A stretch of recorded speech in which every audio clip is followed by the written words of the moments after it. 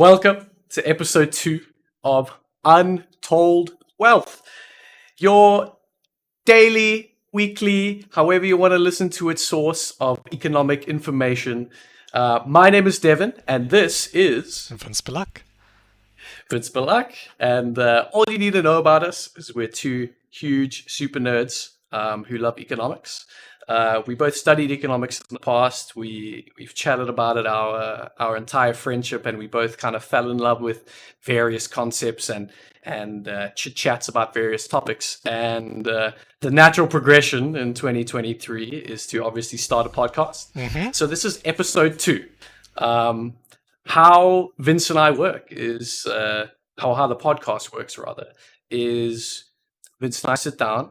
We theory craft titles for episodes well in advance, all right? And the title for today's episode is Economics is a Game and Nobody Knows the Rules. Great title. Great title. Thank you. Actually, I can't remember who made that one up, but they were on their A game for sure. And the whole idea is that we say the title, and we both don't tell each other in what direction we're going to take this title from. We can research independently, and then during this podcast, we come together and chat about some stuff that we've researched. It could be the same stuff. It could be completely different stuff. All you need to know is we're going to be chatting about it. It's going to be a fun time, and it's going to be palatable for those who aren't necessarily financially or economically inclined. All right. I'm really excited for this episode. You're excited? Oh, okay, cool. Because so I took it in a okay. Let me start. I took mine in a very game theoretical behavioral economics direction. Sure. Exactly. And for those of you who don't know what game theory or behavioral economics is, I'll give you a short description. Obviously, I don't want these episodes to be necessarily us presenting you a bunch of phrases or words and just dictionary rote learning it. But, sometimes it's helpful just to know the status quo and know a definition behind it so we can work on the same page. All right, so how I would describe behavioral economics to someone is it's pretty much the study of how economics differs when we're talking about classical economics. All right, the study of how it changes when we actually take psychological effects into account when we decide how economic models respond to stimuli.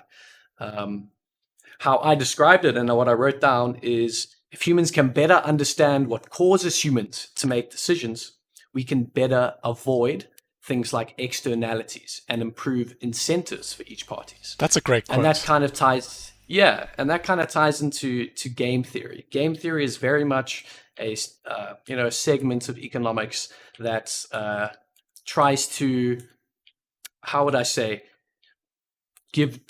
ascertain numbers and incentives and utility towards different choices that players in a game have. And behavioral economics is very much tied to that kind of thought.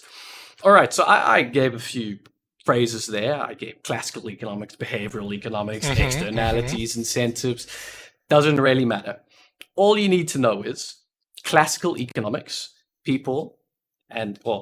economists assume, and assume is a big word, that people are rational. People behave in a rational way. The catch-all term for rationality, you can kind of substitute it for self-interest. People are overall self-interested. But even beyond that, they're self-interested in a very efficient way. All right, that they won't just see two outcomes and necessarily choose what's worse for their neighbor, but they'll most likely choose what is best for themselves. All right, so that's rationality. So how does behavioral economics differ from rationality in classical economic models? Well, tell me. Behavioral economics made a completely different phrase. You'll never guess it. They called what they describe as their assumptions as bounded rationalities. Humans are bounded by certain psychological effects that in their day-to-day life, you will never be aware of until you actually look at empirical evidence and you figure out, humans aren't necessarily making the best decisions for themselves in some instance. So pretty much what I did is it was the easiest research ever. I looked at different ways that humans don't act rationally, and some of these are insanely interesting. And I'm sure there were until you plenty of actually- examples. Oh my word, it was amazing. And I tried to steer away from the examples that even most economists would hear when they're studying, or when you're studying your undergrad, or even your masters. Some of these are just quite eye-opening. And it truly does show you that we really don't make the right choices all the time. So before I go into a few of what I've discovered, Vince, can you think of any way that humans don't act rationally, just off the top of your head? Off the maybe top of something my happened head. today. I think this morning I woke up before This work. morning, even. This morning. And I looked in the fridge, and there was this delicious little chocolate bar.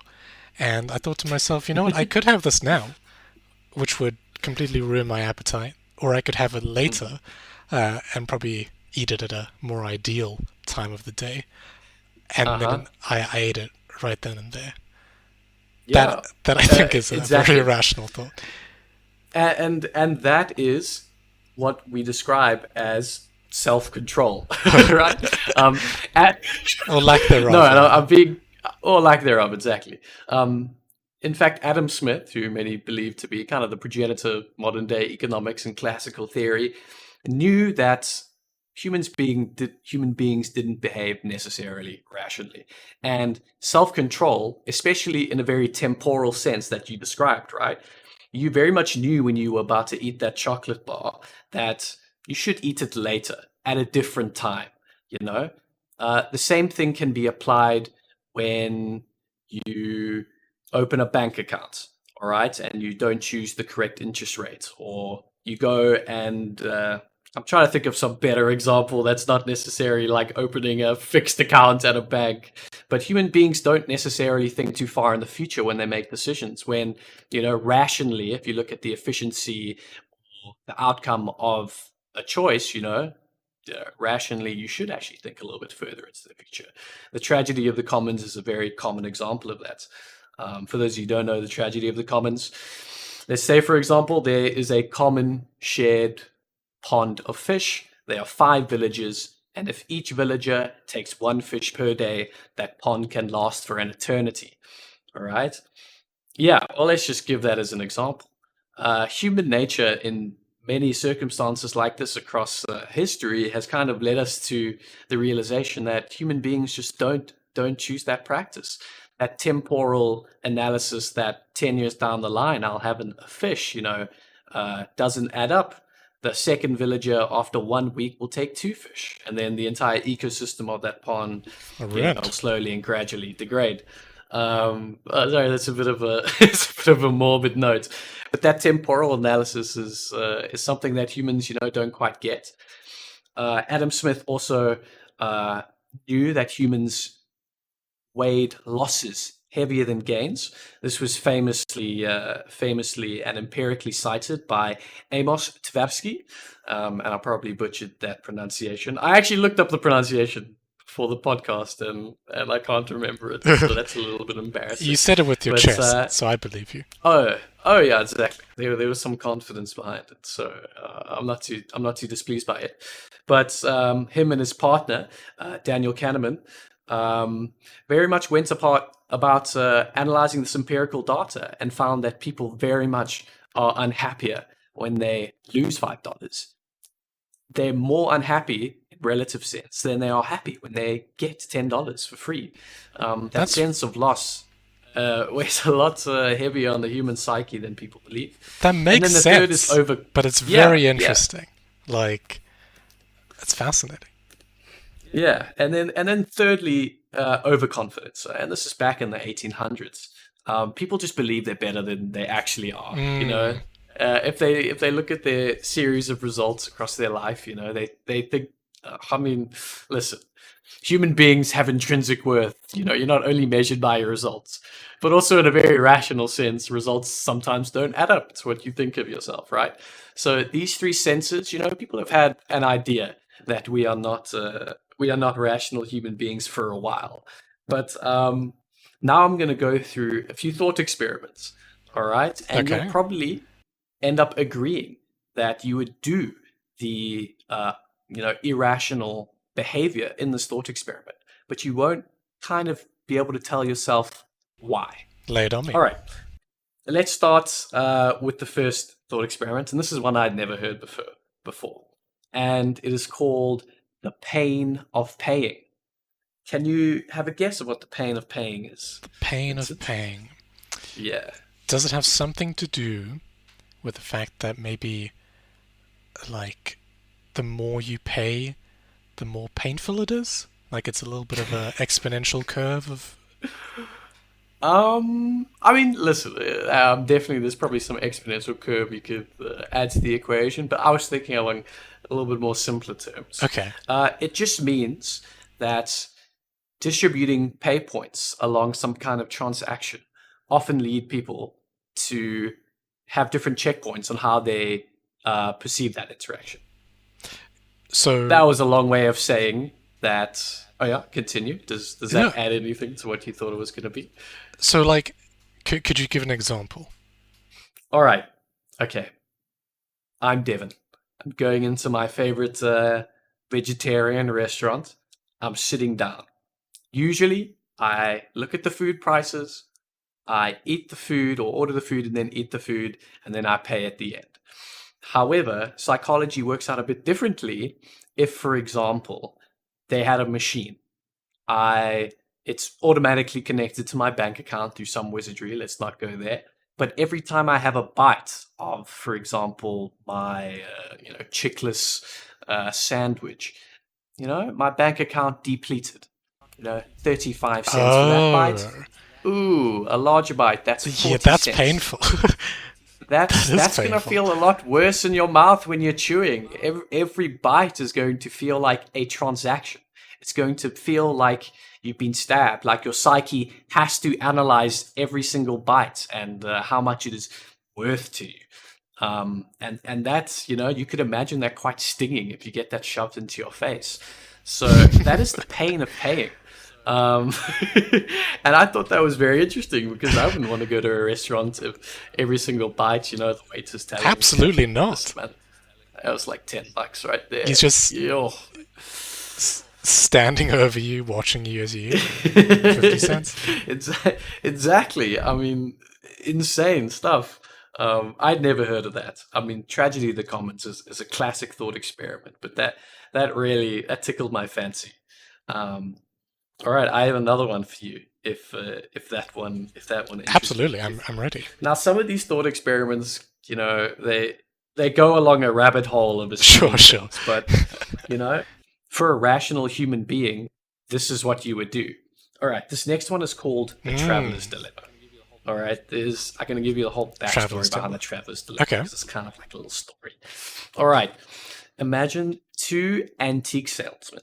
All right, they both travel to some exotic land and they get an antique each. All right, both of the antiques are not worth the same. One is more expensive, presumably, and one is less expensive. Yeah. Just let's say. But while they're traveling, both of them break. All right, but for some reason, the luggage on this plane is insured. And in the story, let's say the captain is the one that has to pay out the insurance. All right, cool. So the captain says, I see you guys have lost an antique each. All right, here's what I'm going to do. Okay, he gives them both a piece of paper. And he says, all right, both of you will write the value of what you have lost on your piece of paper. Okay, if the value up from 1 to 100, for example. Okay, if the value matches the other person, all right, I'll give you both that exact value. So I mean, you think, cool, both people are going to Yeah. write 100. But what he says as well, the person who writes the lower value, because the person who writes the lower value you would perceive as more honest. I mean, they could have got $100, but they're writing down 90 instead. He will give an additional $2 to. So if that person writes $90, he will get $92, as a reward Right, for his okay. honesty. All right. The rational, logical thought process to this, all right, from a bird's eye view, Get the most out of their money, write yeah. 100. But person number one says, no, there's actually a way I can get $101 out of this. I'm going to say $99. Yes. All right. And then 99 plus 2 gives you $101. However, person 2 knows that person's probably going to write 99. I'm going to write 98. And this circular thinking circles all the way down until both of them write $1, all right? And both of them walk out of that plane with $1 of their insurance value. Classic. I just thought that was quite an interesting dilemma. Yeah, so that's pure rationality and how you can dig yourself into a hole if you're purely rational. Most people would not do that, but a rational, classical economics thinking human brain might just think just like that. Do you want to do it right now? That's quite an interesting one as well. Should we do that try right now? Like, I'll type a number in my Discord chat, you do it in your Discord chat, and we send it at the same time. Okay, but how about this? I'll actually give you that number in rands, between 1 rand and 100 rand. How about that? Okay, if you write 99 rand and I write 100 rand, I will give you 101 rand. Simple as that. On our next visit to each other's places, I'll just slap the 101 rand into it. All right. Okay. I like those things. Okay, give me 1 second.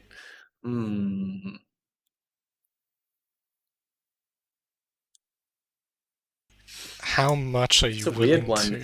It's a weird one.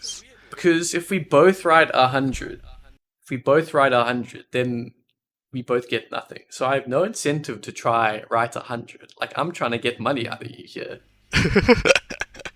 But the lower we choose, the more certain that money becomes. Okay, I'm gonna lock in a number. Okay, I have my number. As do I. Okay, 3, 2, 1, enter. Okay, I texted it to you. Oh, I DM. Oh, wait, no, that's me. That means I win. Oh, wait, what? Okay, you guys can't see this. Yeah, that means I win. For those of you that can't see, I hit enter first. It appeared on the screen first. I chose 51 rand. Vincent, in his stupidity, entered 54. So now, because I was so honest, I chose the lowest number according to our little anecdote earlier. Vincent owes me 53 rand, 51 plus 2. So that's a kawaii smoothie that you owe me, essentially, Vince. Isn't it weird that we both chose the 50s, though?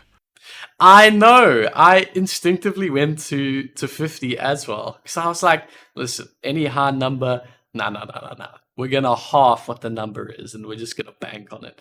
Because I think I was fine giving anything below 50. 50 feels like a well above amount. Like, if you put 34, I'd be fine giving you 36 rand. It's not even worth it at that point. Yeah, it's like not even worth it. Like, of course. That's very interesting. I like that. So, all right. Okay. I'm feeling great. I'm sure your losses are weighing very heavily right now. Yeah, more than if I'd won, yeah. That you'd won. I mean, I'm feeling good. You're probably feeling goddamn miserable. And you should. You lost to me. All right. Before we hand over to Vincent and see what he's prepared, I have one last one. This is something you would have heard, all right, before. So this effect and this kind of lack of rationality does not. I'm not saying it for interest that you guys may not have heard of it before. It's called the bandwagon effect, That does seem familiar. Bandwagon effect is quite simple. You see other people doing it, you do it yourselves. It's not necessarily rational. You're not using all the information present to you to make your own self-interested decision. You're just hopping on the bandwagon. It's actually used quite extensively in game theory and classical economics to determine market forces, or where market forces are going to, for example. But where do you think the term jump on the bandwagon came from? My first thought is that it comes from when American settlers were heading west from the east coast to the west coast. Wow, it is incorrect, Oh, but that is no, but that's very astute. I mean, it's kind of along the same lines, and yeah, I can imagine going from east to west, towards more splendor. That's quite astute. so But yeah, what but does it no, actually you're mean? half right. Has to do with Americans, Okay. particularly American elections. And hopping on the bandwagon is still used today in American elections. Um, I'll just read you the excerpt so I don't get anything. The phrase jump on the bandwagon first appeared in American politics 1848 during the presidential campaign of blah and blah.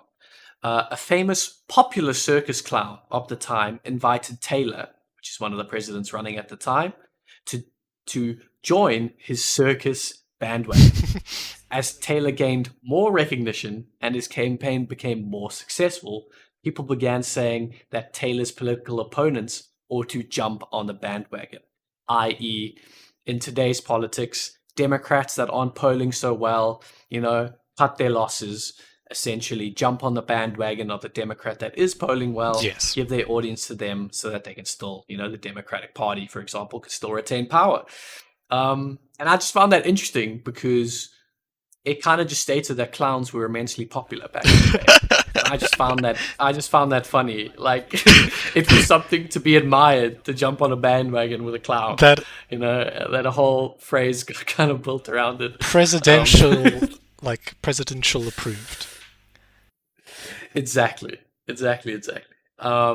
Yeah. So Vince, that's pretty much all I have today in terms of what I prepared. Do you have any questions for me? That's That you might think of? man, game theory and behavioral economics are and were my favorite themes of discussion when we were studying. Mm. It's so interesting. It's so great.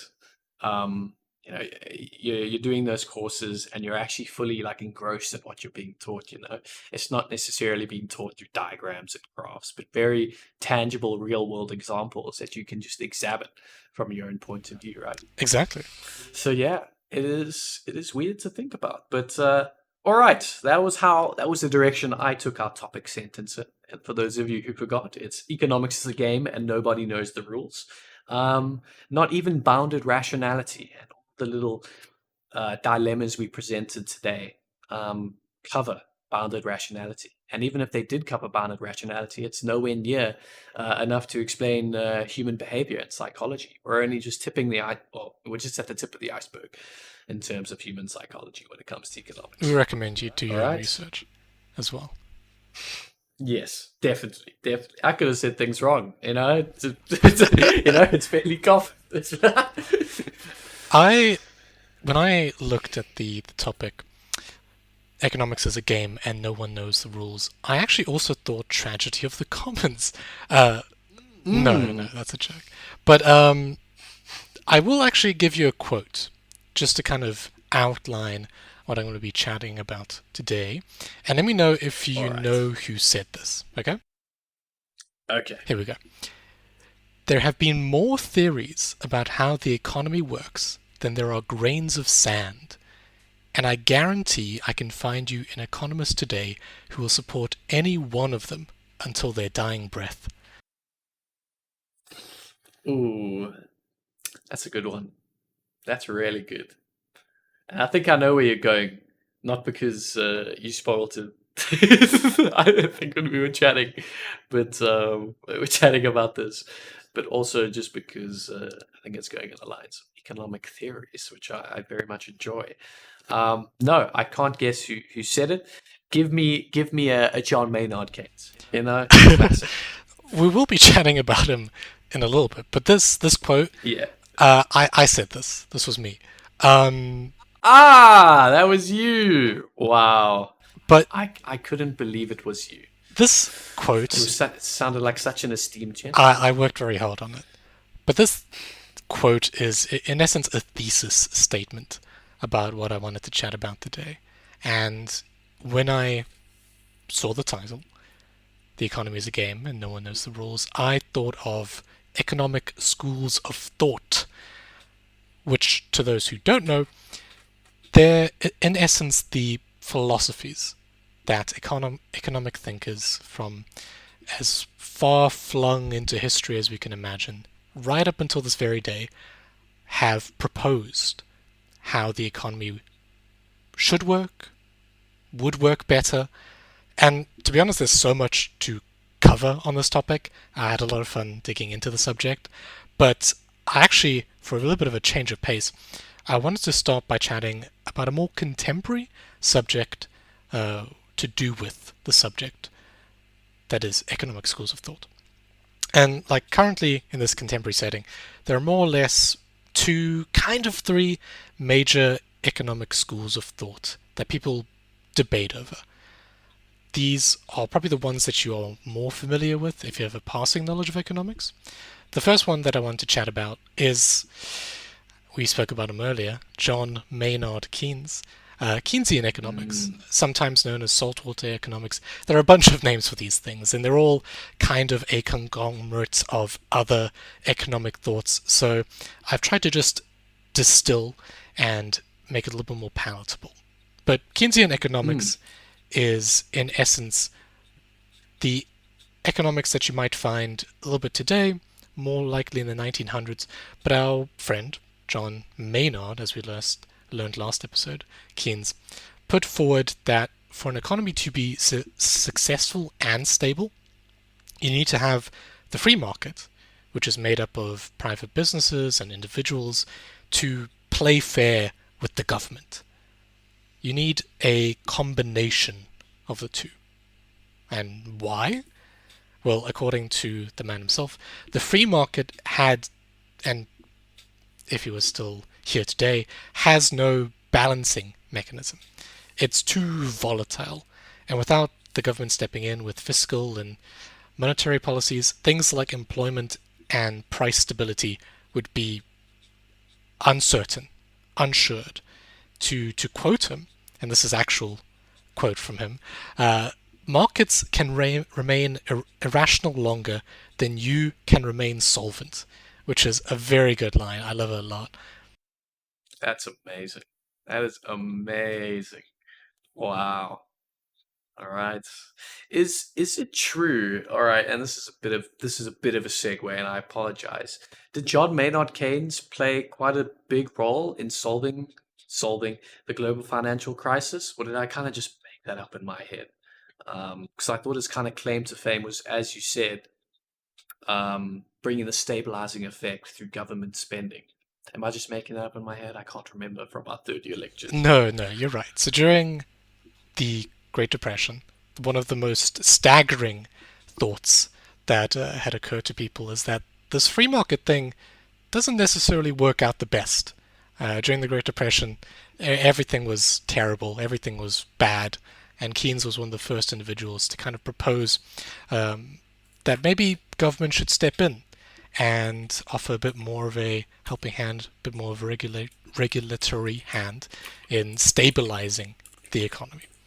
And yeah, that's actually a great segue, because the other school of thought, the big major school of thought, was like free market economics, otherwise known as the Chicago School or Freshwater School of Economics. And these were, in the kind of 1900s, the other major player in the contemporary schools of thought. This free market, or if you want to be fancy about it, laissez-faire, basically put forward that the government shouldn't really have a place in the economy. The economy will sort itself out eventually. And this was kind of brought forward by people such as Milton Friedman and Friedrich Hayek. During the 1900s, now that we're chatting about it, like those two individuals, it's an all-out brawl between them and John Maynard Keynes. Like, if you dig into the research a little Oh bit, yeah. like they were going back and forth criticizing each other's theories. And yeah, Keynes had this theory that after the Great Depression, government should be employing more fiscal policies, uh, essentially giving people money to spend. But in the 1970s or so, there was a period of stagflation, and so all the Keynesian economics were like, "This wasn't in our models. What is happening?"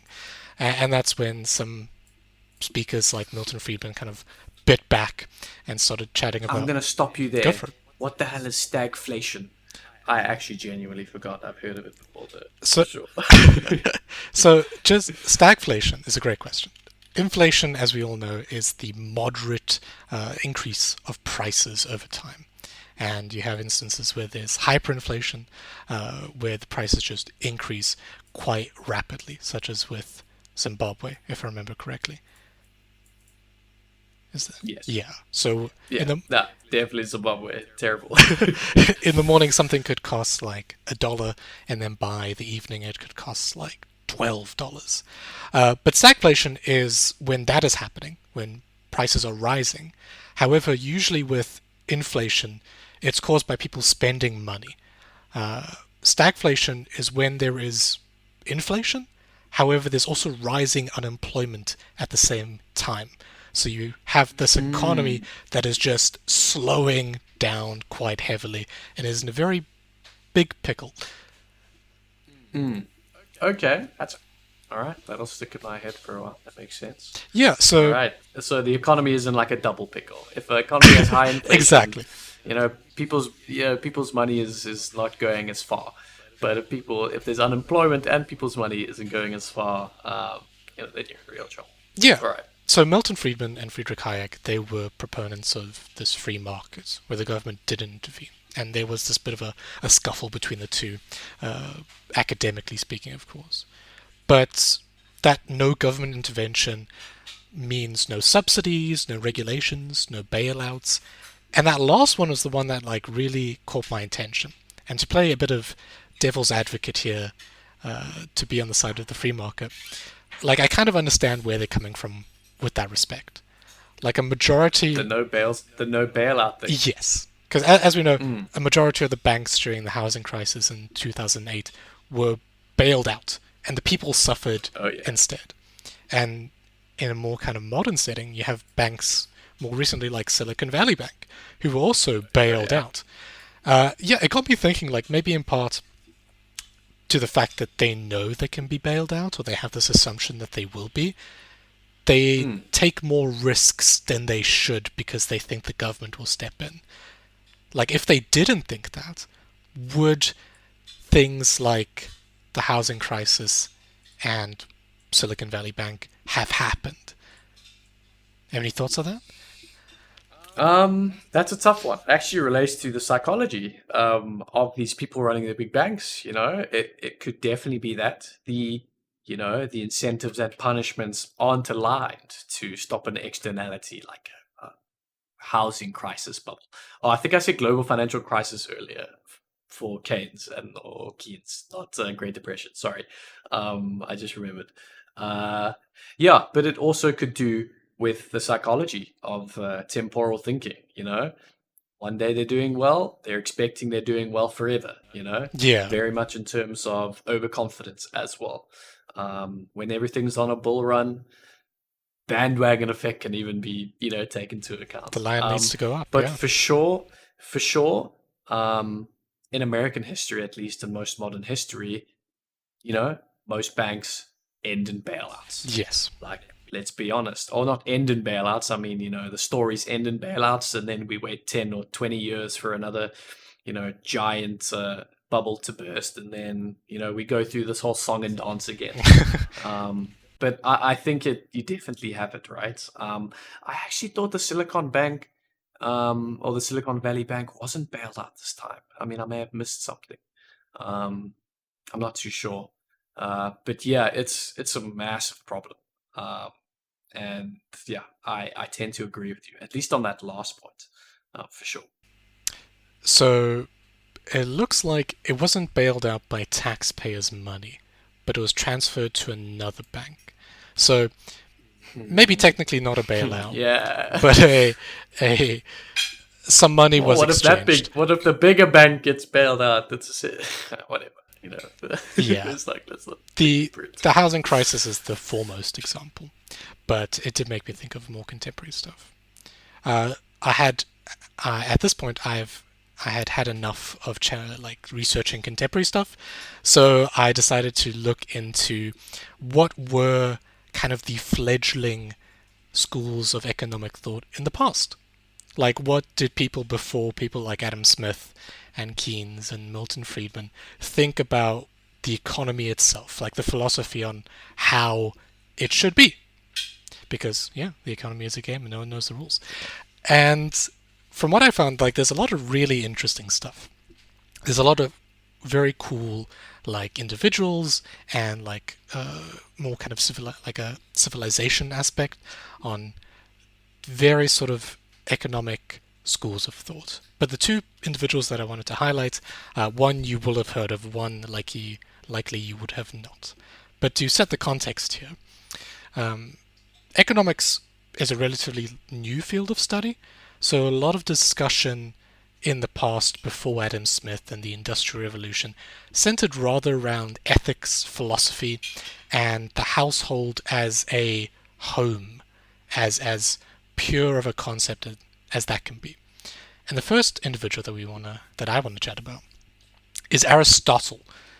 Heard of him? Well, that was I did not expect that out of the names. Well, I guess you talked about philosophy, so maybe I could have. But no, I didn't expect Aristotle. And yes, I have heard of it. Well, believe it or not, Aristotle was a pretty smart guy. He had a foot in every major science of philosophy, not just politics and philosophy, but he also had contributions to like physics and all sorts of really cool stuff. And economics was one of them. But as I said, the idea of economics back then was very different. It mostly focused on the role of households, how their labor contributed to their local economy, and how those households could achieve the quote unquote good life. The idea of surplus or hoarding wealth was kind of not disgusted, but disapproved upon by Aristotle. He was for like private property, but very much advocated the fact that like people should just make sure that they have enough for their household, and then you're good. And it's quite a very basic way of thinking. I mean, for the time that it was in, like the economy was not as dense as it is today. But nevertheless, in this primordial stage of economic thought, Aristotle and many others, his progenerates, the people he drew inspiration from and mentored, had some really awesome and like almost like a premonition of economic theories to come.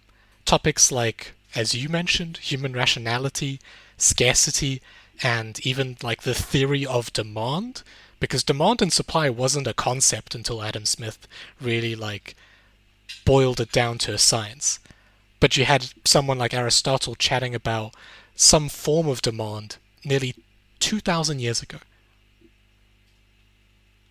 That blew my mind when I read it. So Adam Smith wasn't it? We should be like building economic statues of Aristotle. Is that what you're saying? I mean, I think it's just impressive that he like put into writing and put into like not mathematical theories but kind of more philosophical theories about a lot of the economic things that we take for granted today. And yeah, it put into perspective that like Adam Smith wasn't too long ago, and economics is a very like new, I don't know if you want to call it a science, but a like a social study, so to speak.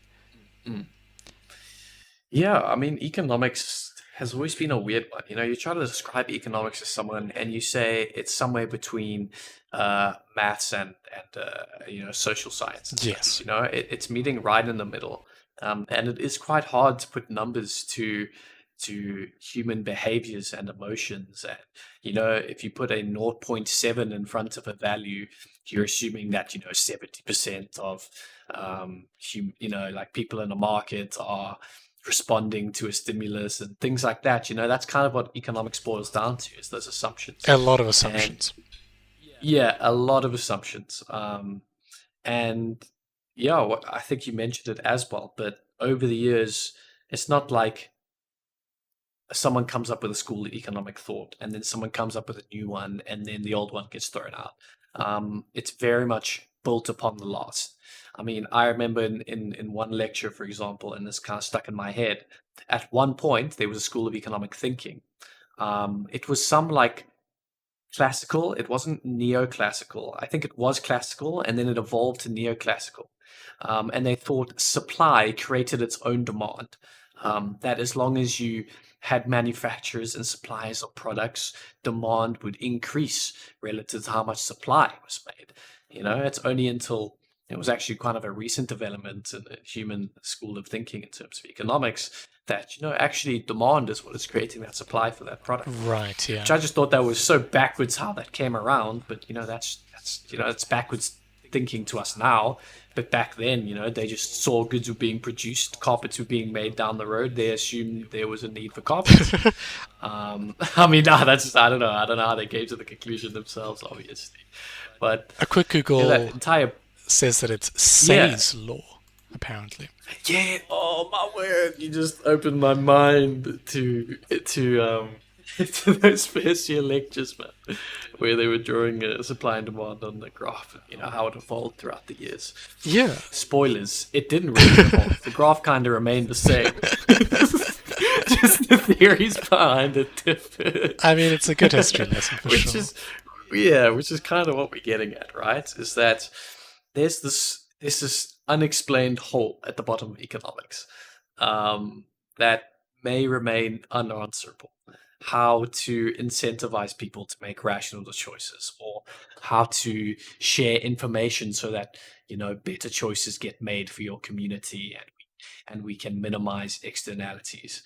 And schools of economic thought and behavioral economics, game theory, these all play such a pivotal role.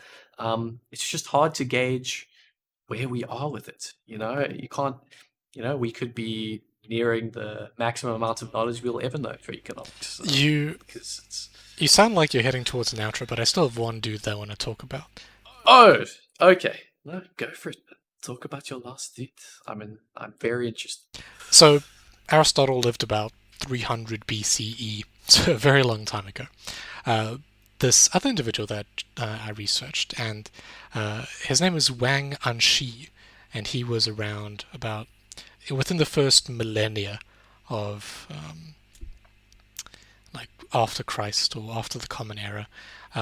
He's probably one of my favorite ancient economic thinkers, just because his like thoughts and stuff like parallel very beautifully to some of the things that are happening today. So, to give some context, Wang Anshi was a Chinese chancellor during the Song dynasty, and he put forth a couple of fairly controversial policies called the New Policies that advocated for the prevention of large estates to consolidate rather. So what that essentially means is that he was trying to stop them from monopolizing land and wealth and then making others dependent on their wealth and their agriculture, as overall it would cause peasants to suffer.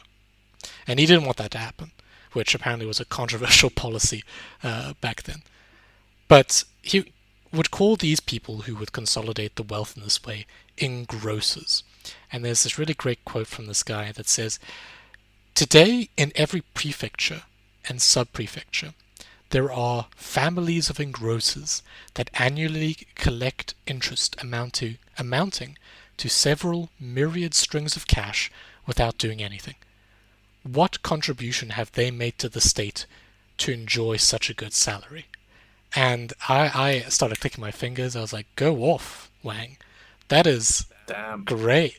And I started thinking about that in a contemporary setting where we have, I guess this is once more an American example, but a lot of like the private sector swallowing up houses and land and properties Mm. and things like that, and making others depend on them for a home in exchange for rent and things like that.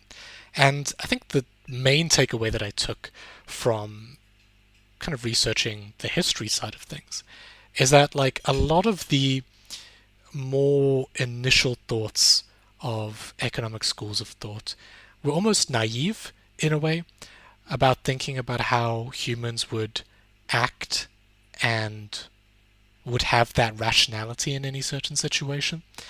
Like Aristotle and Wang Shi, they were all proponents of almost a kind of socialism, or at least a lack of monopoly and oligopoly. And it's really crazy Mm. to think, like, what would their thoughts be on what Well, is happening today, you know? yeah, it sounds like he's very much a proponent of, because well, the word is meritocracy, right? It sounds like he was very much a proponent of, what are they doing to accumulate this wealth? Yes. That normal people aren't doing. And I think it's that doing that he was very much, or it sounds like he was very much disgusted by. They just had wealth. What they did was they used that wealth to purchase more things, and then they did nothing some more. Um, Yeah. yeah, that's very interesting. The Wow. So, anti-monopolization is like was the that I think is a very novel concept for someone of that era. because I mean, if you think of, it's a tough one, right? Because if he was a chancellor, I'm assuming there was some kind of, emperor of that dynasty as well at the time. I wonder what he thought of it. Because, I mean, you think an emperor is kind of the same thing. You're essentially doing nothing and monopolizing an entire nation. So he So that's was another kettle of fish. in the context he was a chancellor. He was essentially like a political advisor to the Song dynasty. Mm. So he wasn't in charge, but he had enough power to, it seems, to put forth policies, and it seemed that not a lot of people liked them. So did he put forward that policy? And like, do you know how it turned out? Was there, did it end with his head on a spear? Something like that. From what I remember, I think that it did go through. So in essence, like he was quite good at like organizing not just his duty in the government but also finance. So the actual policies did go through. As to like what if he was killed from it, I don't think so. I think he still had Mm. some time thereafter of governance, but it wasn't a very popular policy by the people who um, essentially were the wealthy, like the 1% of the Song dynasty. Mm. Does it often depress you that we go down these same we make these same mistakes when you dig in histories and do this kind of analysis? Do you see the same things happening today? I mean, sometimes it fills me with such, just such what's the word? Um, you know, lack of hope that it will ever change. That's probably a stronger word, but it makes you think: is there an answer? Is it fine if there's no answer, or is the answer just a couple people not being complete dicks? Yeah, um, I I mean the world back then and today, I think is a lot more complicated and complex. I mean, yeah, everything's a little bit interwoven. So mm, like trying to like take the knots out of it is a lot more difficult than it would have been otherwise. yeah, it feels like the genie's kind of out the bottle at a lot of these things, and sometimes for the worse. You can't really put that genie back. Even though with the hindsight that you got from the genie being out the bottle, that this is maybe a better way of going about some kind of large economic system, or even, for example, tackling housing. Maybe not having housing necessarily seen as an asset, more of a right. Things like that are often discussed in economics. And, how to address it right now is the problem. How do you go back and solve housing, for example, being seen as a store of wealth rather than just having someone, as a human being live there Yeah. with their intrinsic worth. It's a difficult one. And I think Hopefully some smart people will come up with some of the solutions. Maybe it'll be one of our listeners one day who is inspired. no pressure. But yeah, I think my main takeaway from all of this is that the economy is a game, and nobody knows the Is rules. it? Is it a game? Yeah, man. It's a game. I don't think anyone knows the rules either. Who cares? And on that, Yeah, who cares if we have a chessboard and we're playing checkers or backgammon or whatever? yeah. And on that, you know,